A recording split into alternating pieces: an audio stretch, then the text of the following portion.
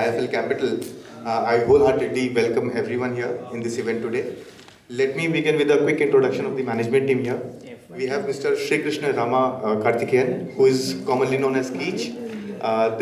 He's the CEO of Hexaware. Then we have Vikas Kumar Jain, who is the CFO of the company, and Mr. Vinod Chandran, who is the CEO of the company. Incorporated in 1992, Hexaware Technologies is engaged in the business of global digital technology services with artificial intelligence at its core. The company uses technology to offer innovative solutions, integrating AI to help customers adapt, innovate, and improve in the AI-driven world. The company has major offshore delivery centers in various cities in India as well as in Sri Lanka. It plans expansion into Tier 2 cities as well, and Ahmedabad is one of those cities. As of September 30, 2024, the company has a global delivery presence with 39 centers and 16 offices across Americas, Europe, and APAC. I will pause here and hand over the presentation to Keech and team. And once again, welcome everyone. Good afternoon, everyone. It's our pleasure to be here.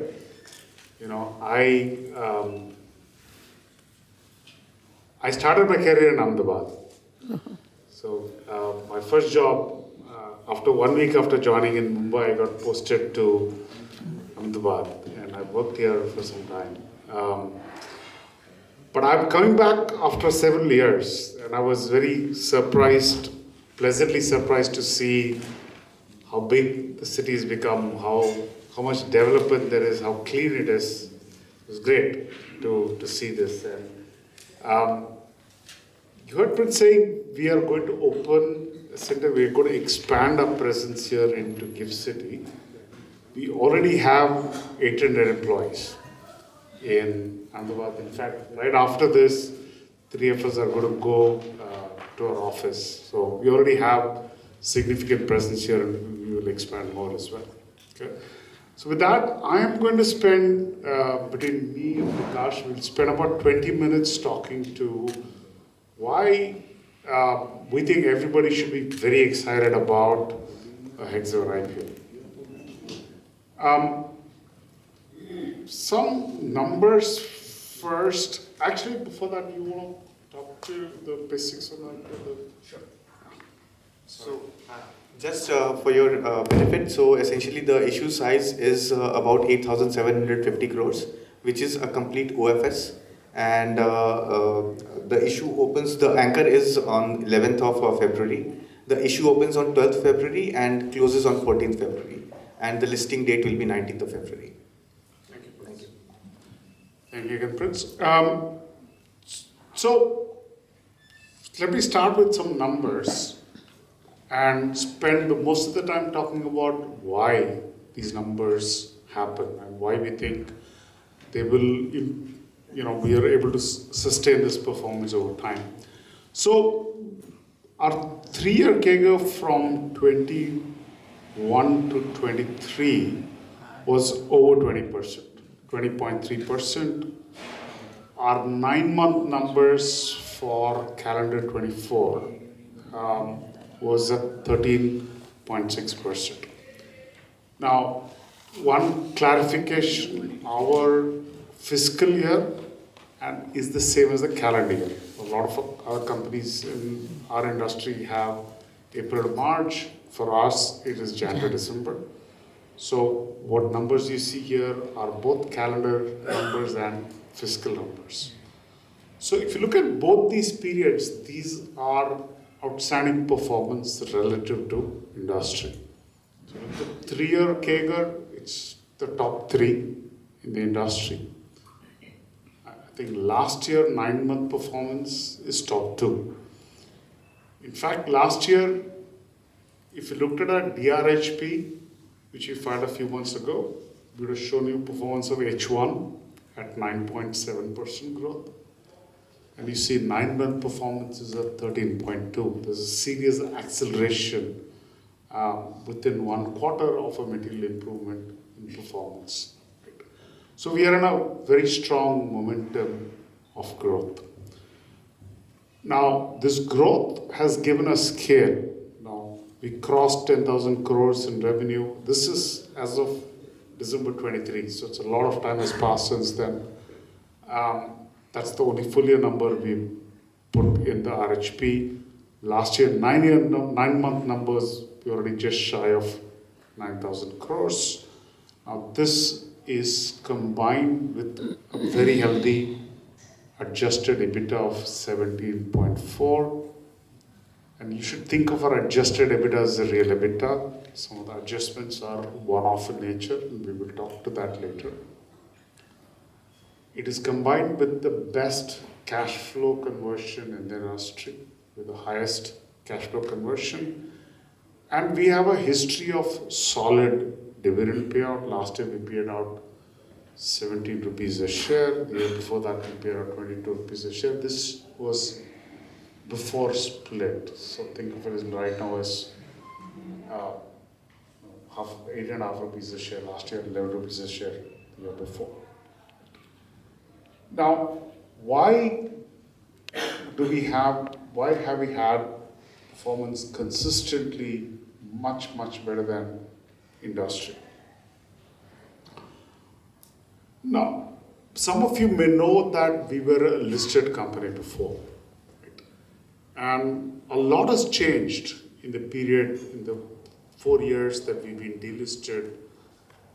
I will summarize them mainly as this: scale. We acquired a lot of scale, and scale in of itself is important. Higher scale means we can win deals in large companies, large deals in large companies. That scale has come because of substantially improved capabilities. We've become very good at some things that we do. We've become amongst the best in some things we do. And this capability has come in some cases because we've added to our outstanding leadership team. And because of all this, we are adding new material customers. We are becoming larger with each of our existing customers. And it's a customer base that's got diversified. And we become very global in how we deliver services. And beyond all this, in the last 1.5 years, our most important change has been pivot to AI. Last 1.5 years is a race for us to embed AI in every single thing we do. So I will talk to a little bit more detail in some of this. But the most important reason behind all this is our great leadership team. I used to work in Hexaware Technologies before I joined Hexaware as the CEO 10 odd years ago. I joined HCL as a trainee. I ended as president of 2 different divisions. I built from zero what is still the largest business. Like me, many people in Hexaware have built large businesses in large companies. And we think we can do the same, replicate that success in Hexaware. We've done some of it already, and we think we can do more. We are also very purpose-driven. We are here together to build a great company that lasts forever. And that's the reason why the good people in our company, including the leadership, don't leave. We've seen many types of changes in the company, but you'll see there are many people like me who've been there for 10 years. Vinod Chandran has been there for 10 years. Vikas, our CFO, has been in the 7th year now. What this team has done is to build deep expertise. Now, deep expertise along 2 dimensions. The first dimension is domain expertise, and the second dimension is technology expertise. And I'll spend a couple of minutes on each giving examples. Right? So we take technology. We take 3 things to market. We take 3 things for customers. We build software for them. We design and build software. By the way, our Ahmedabad center, we build a lot of very cool software for companies around the world, right from this center. And this is got a platform called RapidX. RapidX is born in the GenAI world. We think it is the best enterprise software development platform in the world. The second thing we sell to customers, once we build software, we run it, secure it, and run it in production for them. And this is almost always on cloud. And this business is a platform called Tensor. The third business is data and AI. And that business is a platform called Amaze. Amaze is patented in many countries in the world. We also have very deep domain expertise. Let me give maybe one or two examples of domain expertise. Right? So we have several clients who are audit companies, tax companies. There's nobody in the world who understands how to platformize tax business or how to platformize. Hexaware is one of the fastest growing IT services company, and if you look into our track record over any period of time, you would see that we have delivered a growth which is consistently significantly higher than the industry growth rate. We are one of those few companies which has the capability to service both the transformation and the discretionary aspect of the client demands. Now, if you look into our growth rate on this chart, you will see that while a lot of the players in the industry were facing headwind, we grew at close to 8% in CY23, but our growth rate is now accelerating and it was close to 12% in the first 9 months. On the right hand side, you see that we service 6 different industries, ranging from financial services, healthcare and insurance, manufacturing and consumer, high-tech, banking, travel and transportation. We are not over-indexed to any one vertical.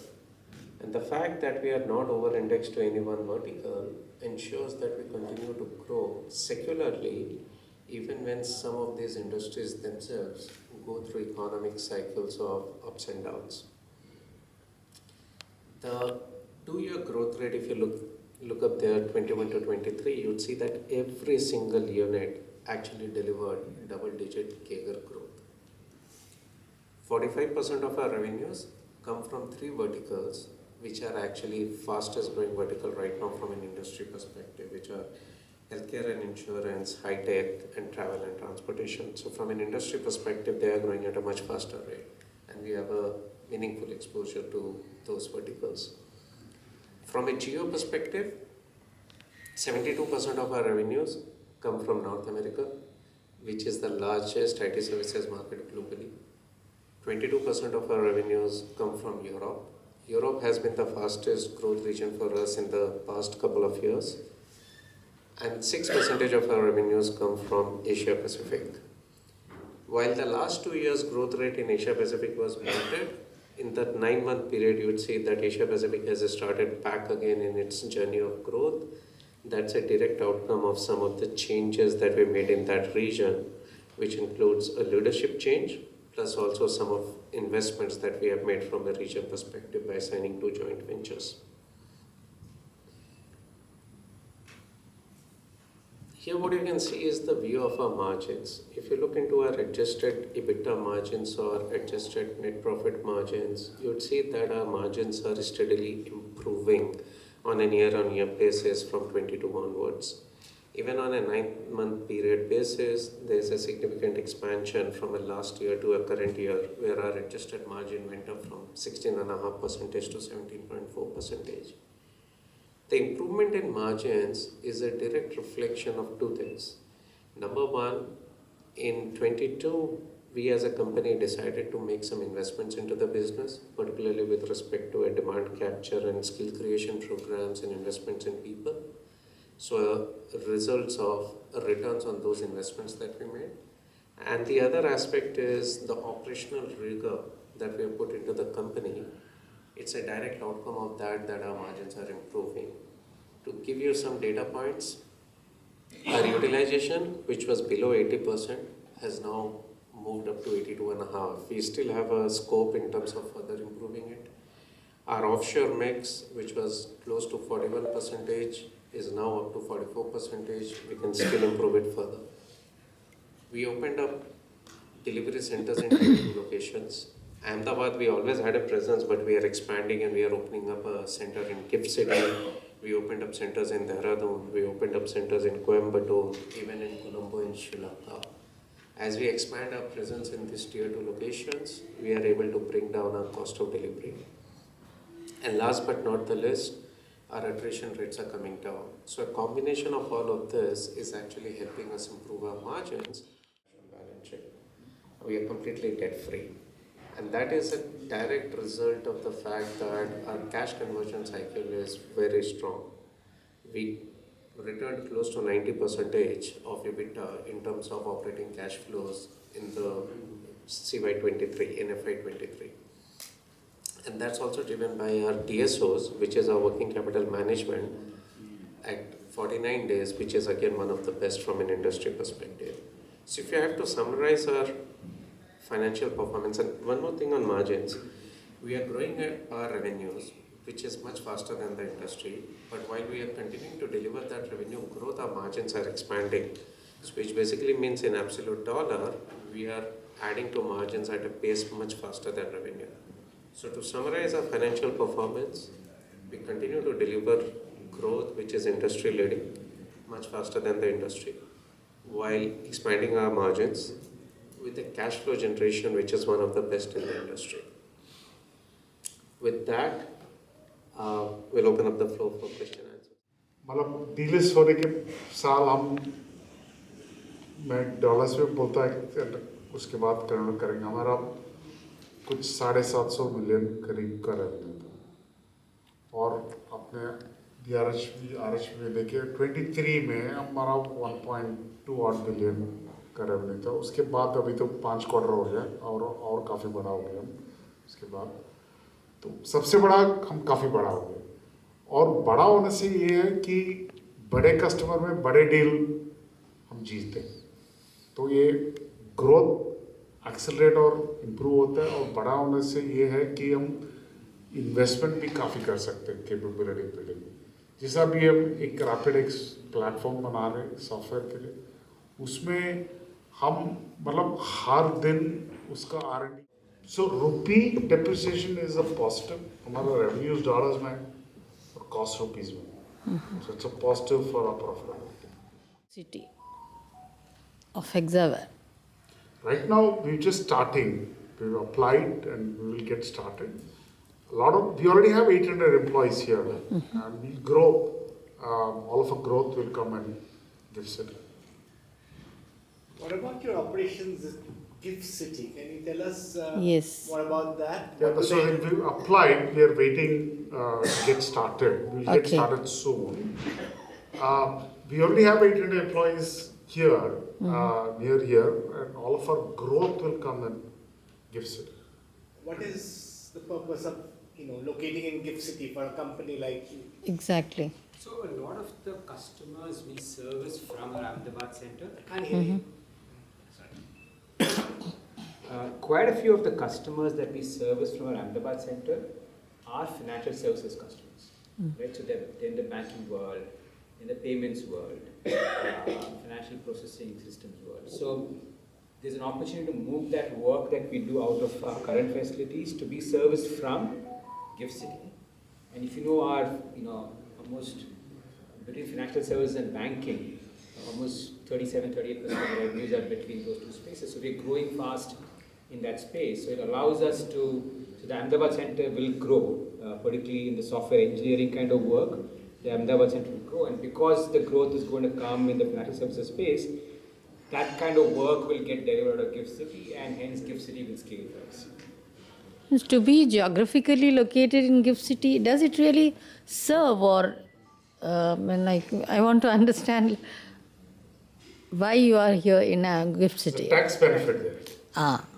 There you are. Okay. What is the impact of a new government in US on your company?